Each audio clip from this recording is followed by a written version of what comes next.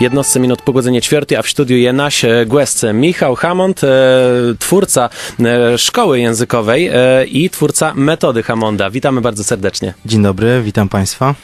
Dzisiaj będziemy właśnie mówić o nauce języków obcych, chociaż no dla wielu Kaszubów na przykład takim językiem w cudzysłowie obcym jest kaszubski, którego nie znają, ale się go uczą, ale będziemy mówić ogólnie o nauce różnych języków. Zacznę od pytania, które postawiła, czy które jakby od spostrzeżenia, którym podzieliła się Patrycja na naszym radiowym Facebooku, która pisze, że bardzo lubi język niemiecki i posługuje się nim dobrze, ale gdyby ktoś zapytał o gramatyce, to ona jej po prostu nie zna. Czy to jest dobre podejście do języka, czy powinna jednak Patrycja najpierw poznać gramatykę, a dopiero potem chwalić się, że mówi po niemiecku? Z podejścia mojego i naszej metody, którą pracujemy, zdecydowanie bardzo często mówimy o tym, wyjaśniamy, pokazujemy, uświadamiamy, że takie podejście, gdzie robi się coś na czuja, może mieć bardzo pozytywne konsekwencje, ponieważ my często omijając tą podstawę gramatyczną, którą tak w systemie tradycyjnym jest ona zdecydowanie najważniejsza, jest największy nacisk, może okazać się, że właśnie na tego czuja możemy coś poczuć i nie musimy rozumieć wszystkich zasad, możemy robić to naturalnie, nie musimy się nad tym zastanawiać, nie musimy się głowić, mówiąc kolokwialnie, nad tym, co mamy powiedzieć, jak mamy powiedzieć, nie analizujemy, tylko mówimy to zupełnie naturalnie, nie tracimy przy tym siebie, jesteśmy bardzo spontaniczni i myślę, że dzięki temu możemy mieć dużo większe możliwości. I chyba też większą taką swobodę, bo dużym problemem jest to, że na egzaminach owszem radzę sobie świetnie, ale podchodzi do mnie Anglik czy Amerykanin, czy ktoś, z kim muszę porozmawiać w języku obcym i nagle jest blokada, prawda? Tak, myślę, że w naszym kraju jest bardzo duży problem tego typu, że z jednej strony nauka języka na pewno idzie do przodu, jest już inaczej niż 10-15 lat temu, ale jednak od strony praktycznej, no bardzo, bardzo duży procent osób, które uczą się w tradycyjny sposób i nie tylko, mają dobre oceny, czy dobre wyniki takie na papierze, ale ta blokada językowa się pojawia. Ponieważ no, ja zawsze powtarzam, że zbyt duża ilość teorii, która nie jest poparta praktyką, stanowi przyczynę do tego typu blokady, która często jest ścianą, za którą kryją się nasze możliwości. Nie jesteśmy w stanie ich wykorzystać, bo nie mamy do nich dostępu. Ale każdy z nas zna przynajmniej jeden język, którego nie nauczył się w ten sposób, taki sposób powiedzmy oparty na nauce reguł gramatycznych, to znaczy mama lub tata nie uczyli nas, jak się odmienia przez przypadki, tylko po prostu jak się mówi. To chyba jest dobry kierunek, żeby troszeczkę w ten naturalizm taki wejść. Jak najbardziej. Nasza metoda Hammonda opiera się przede wszystkim na tym założeniu, że każdy z nas na tej planecie tak naprawdę, no w kraju i wszędzie do 5 roku życia był w stanie nauczyć się swojego własnego języka bez pisania, teorii, gramatyki i tutaj różnego rodzaju podziały, czy ktoś ma talent językowy, czy nie ma, czy jest zdolny, czy nie, czy na tyle jest inteligentny, czy nie. Tu się okazuje, że to nie ma żadnego znaczenia i mamy w sobie coś jako ludzie, co sprawia, że my na poziomie zupełnie uniwersalnym potrafimy nauczyć się tego swojego języka, mówiąc płynnie, bez praktycznie błędów gramatycznych, a nikt nam nigdy żadnych zasad gramatycznych za dziecka nie tłumaczył. Czyli jest to po prostu możliwe i my w ten sposób właśnie działamy, bo można w ten sposób zupełnie inaczej realizować swój potencjał i wykorzystać te struktury mózgu, umysłu, które są odpowiedzialne za mówienie w języku naszym macierzystym i tam docierać. To jest pamięć długotrwała, w przeciwieństwie do pamięci krótkotrwałej, którą z reguły używamy przy nauce języka, a pamięć krótkotrwała, tam jest nasz język polski, tam jest nasz wyćwiczony na przykład język kaszubski i za pomocą tych struktur jesteśmy naturalni, swobodni. Jesteśmy po prostu sobą i nie musimy myśleć i analizować. Czyli szkoła języków obcych Michała Hammonda to szkoła, do której przychodzimy i co tak naprawdę robimy, jeżeli nie uczymy się w taki sposób, jak znamy to ze szkoły? No przede wszystkim u nas nacisk jest na praktykę, czyli na naukę słownictwa. Oczywiście gramatyka jest zminimalizowana tak naprawdę na samym początku, tak, do 3 czasów, do najprostszego czasu przyszłego, teraźniejszego i przeszłego, bo jednak okazuje się, że w wielu językach, a przede wszystkim też na przykład w angielskim, zupełnie to wystarcza na komunikacji na bardzo dobrym poziomie, ponieważ procentowo, statystycznie to są najczęściej wykorzystywane te najprostsze czasy. Cała kwestia tkwi w tym, aby znać słowa i żeby znać ich dużo i żeby znać odpowiednie słowa, które są oparte o odpowiednie konteksty i prawdziwy język, tak jak to tak naprawdę się mówi, bo często w różnego rodzaju materiałach już dość niestety archiwalnych, czasami można powiedzieć sprzed kilku dekad, no może się okazać, że są to skostniałe pewne formy, które bardziej nadają nam sztywności niż gibkości, spontaniczności. No każdy język się rozwija. No język kaszubski podobnie, gdybyśmy mieli wziąć język kaszubski sprzed 100 lat, sprzed 50, to on brzmi zupełnie inaczej. No i właśnie o język kaszubski, a konkretnie o zjawisko dwujęzyczności, czy ona jest zjawiskiem pozytywnym, czy nie, o tym jeszcze porozmawiamy z naszym gościem. Przypominam, Michał Hammond, twórca metody Hammonda, która pomaga w praktycznej nauce języków obcych. A my wracamy do naszej temy numer 1 dzisiejszego widnika, godome z Michała Hammonda, twórcą metody Hammonda w uczeniem cudzych języków.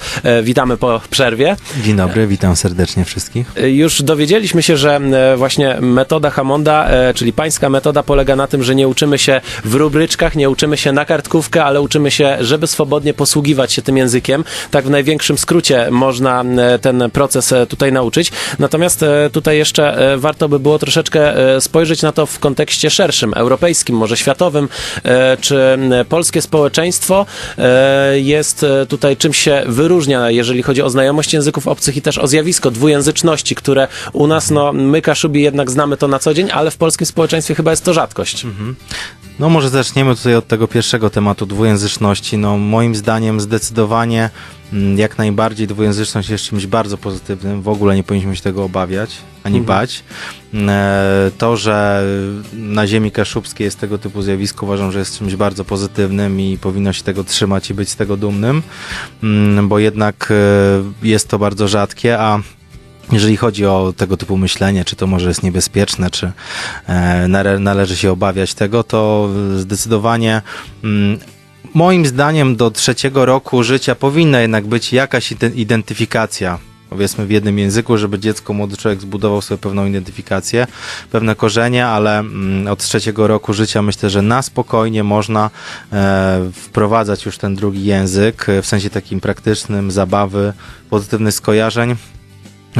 Ludzie, którzy są, jak to się mówi, bilingualni, czyli posługują się 2 językami w sposób płynny, praktyczny. Z reguły są to ludzie bardzo inteligentni, rozwinięci, którzy mają inną mentalność, bardziej taką otwartą i są w stanie przełamywać dużo więcej w życiu, komunikować się z ludźmi. I chyba też zwiększa kreatywność. Zdecydowanie, ponieważ właśnie taka jest ta pamięć długotrwała, którą my też staramy się rozwijać. To jest pamięć, która jest odpowiedzialna za kreatywność, za czucie, za naturalność, swobodę w nas, w ludziach i języki, jako że język jest pewnego rodzaju medium, którym my wszyscy się posługujemy, takim czym innym i służy nam do komunikacji, do ekspresji, wyrażania siebie, za pomocą języka można osiągać bardzo ciekawe efekty w życiu. Tak. Tu jeszcze tylko dodam, że są różne badania dotyczące też zdrowia, można powiedzieć, mózgu. Na przykład mówi się, że objawy Alzheimera pojawiają się później u osób bilingualnych, czyli takich, którzy posługują się 2 językami naraz, to znaczy jednocześnie potrafią mówić w różnych językach. Teraz przejdźmy jeszcze właśnie do tego wątku, jak to w społeczeństwie polskim wygląda ta nauka języków obcych. Czy my odbiegamy od europejskich standardów, czy może gdzieś tam mamy się czym pochwalić? Moim zdaniem sytuacja wygląda w ten sposób, że na pewno na przestrzeni ostatnich lat widzimy duży postęp, duży progres w tym temacie i ludzie są coraz bardziej otwarci i coraz bardziej zdają sobie sprawę z tego, że język, przynajmniej ten na przykład angielski, jeśli nie kaszubski, może być czymś, co pomaga w komunikacji, w rozwoju i jednak dzisiaj otwiera nam bardzo wiele drzwi, przez które z reguły chcemy, potrzebujemy przejść i potrzebujemy różnych narzędzi do tego. Jednak myślę, że mimo wszystko jest jeszcze bardzo dużo do zrobienia, bo jeżeli chodzi o postęp również w sensie takiej teorii, tak, tej nauki gramatyki, ilości godzin nauki języka, tutaj widzimy bardzo duży rozwój na tym obszarze, ale jeżeli chodzi o praktykę i tą naturalność, to, że po prostu każdy zaczepiony na ulicy będzie, bo na przykład już dzisiaj uczymy się w taki sposób tradycyjny, oficjalny już od 6 roku życia tak naprawdę, więc do 20 któregoś roku życia to jest około 15 lat nauki, tak? Tydzień w tydzień, rok w rok, więc ten poziom praktyczny powinien być myślę na dużo wyższym poziomie. No niestety w klasach, w szkołach są przeludnione klasy. Nauczyciele posługują się też systemem, który często też związuje im ręce. Jest podstawa programowa do zrobienia. Mają bardzo trudne zadanie i nie zawsze jest czas i możliwość na to, żeby postawić na tą praktykę, a to jednak myślę, że ta praktyka sprawia, że na ustach tych młodych uczniów pojawiłby się uśmiech, kiedy myśleliby o języku, bo to właśnie tak jak w przypadku jazdy samochodem, jednak ta jazda samochodem jest czymś najprzyjemniejszym, a nie nauka o jego budowie. Tak jest, więc tutaj jeszcze spytam, bo od września tego roku funkcjonuje prywatna dwujęzyczna szkoła kaszubska Naja Szkoła, w której właśnie język kaszubski nie tylko jest językiem, którego dzieci się uczą, ale również w którym się bawią i w którym rozmawiają na różnych przedmiotach. Poza tym też mają okazję nie tylko uczyć się języka angielskiego, ale właśnie w tym języku się też bawić. Czy to jest zbytnie obciążenie dla tych dzieci, czy jednak dobra metoda? Ja uważam, że szczególnie jeżeli szkoła ma tego typu profil, to ja osobiście jestem bardzo za krzewieniem jakiejkolwiek kultury, która ma swoją historię, która ma swoje korzenie, taka, żeby ona nie zaniknęła. I myślę, że taki człowiek, jak dorośnie i nie tylko, zawsze będzie o nią wzbogacony i jak najbardziej jest to pozytywne. Rozmawiamy z Michałem Hammondem, twórcą metody Hammonda w nauce języków obcych, która opiera się na pamięci długotrwałej, czyli krótko mówiąc, żeby to nie było na zdanie i zapomnienie, ale na to, żeby ten język stał się częścią po prostu naszej świadomości, tego, co mamy w głowach. I jeszcze do tej rozmowy po przerwie wrócimy.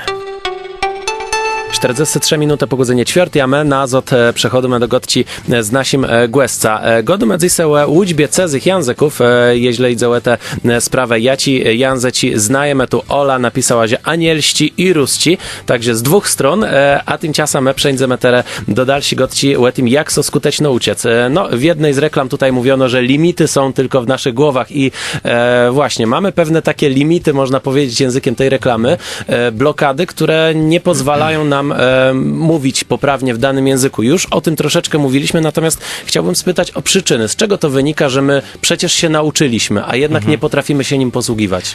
No zdecydowanie chciałbym obalić pewien mit tego, że na poziomie takim podstawowym i takiej zwykłej komunikacji, mówienia, naturalności, że nasze talenta językowe są tutaj jakoś specjalnie istotne, bo w większości są to po prostu przekonania. Oczywiście, że jedna osoba może mieć talent bardziej na tyle rozwinięty, że będzie chciała zostać filologiem, tak? To ewidentnie jest jakaś specjalność, ale ja uważam, że każdy powinien posługiwać się po prostu tym językiem, na przykład angielskim, czy może też kaszubskim, ponieważ no, są kraje, gdzie naprawdę uważam, że no, nie są to wcale inteligentniejsi ludzie od nas, od Polaków, na przykład w Szwecji, w Skandynawii.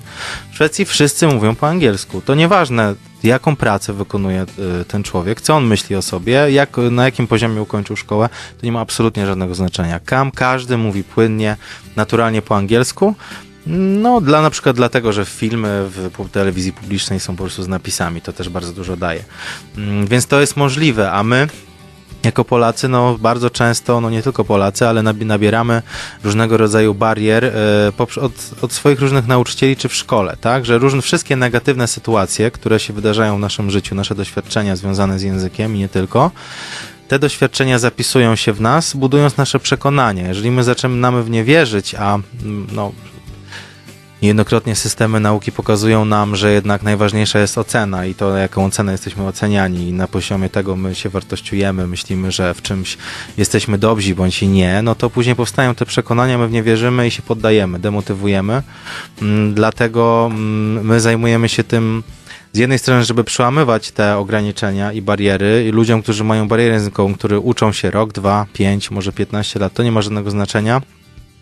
Pomagamy w sposób praktyczny i znormalizowany cały tutaj nasz zespół lektorów, którzy uczą metodą znormalizowaną, czyli po prostu taką już poukładaną w sensie formalnym i w sensie nauki metodyki. Nie jest to jakaś wolna amerykanka, tylko konkretne punkty muszą być spełnione. Dokładnie. Każdy lektor ma pewnego rodzaju swobodę, ale z drugiej strony trzyma się pewnych ram mojej metody i razem jako zespół